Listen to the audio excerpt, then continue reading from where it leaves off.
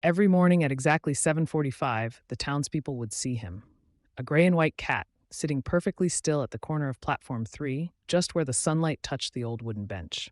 His name was Tomo, though no one knew it at first. He wasn't a stray. His fur was clean, his eyes bright, but he never left the station, never begged for food, never bothered anyone. He just waited. Day after day, week after week, the workers grew used to him. They'd nod at him like an old friend. A few offered him snacks, which he politely sniffed but rarely ate. Children waved at him as the train passed. Some even called him the little station master. But no one truly understood why he was there. Until one rainy evening, an elderly man named Mr. Kondo came through town. He walked with a limp, held a worn cane, and had eyes full of memory.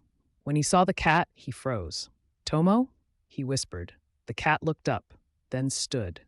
Then, for the first time in years, purred loudly and rubbed against the man's legs. Tears fell.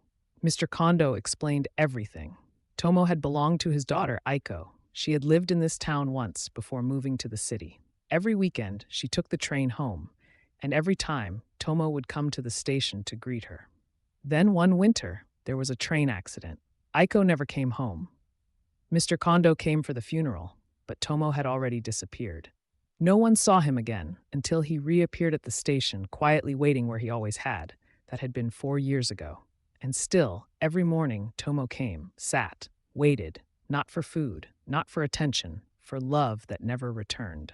Mr. Kondo knelt beside him, stroking the old cat's back. You remembered her longer than any of us did. Tomo leaned into his touch, and for the first time closed his eyes. He passed away that night on the same bench where he had waited for years. Peacefully, as if he had finally seen the train he'd been waiting for. The townspeople built a small statue in his honor, a cat sitting tall, eyes fixed on the horizon, waiting, still.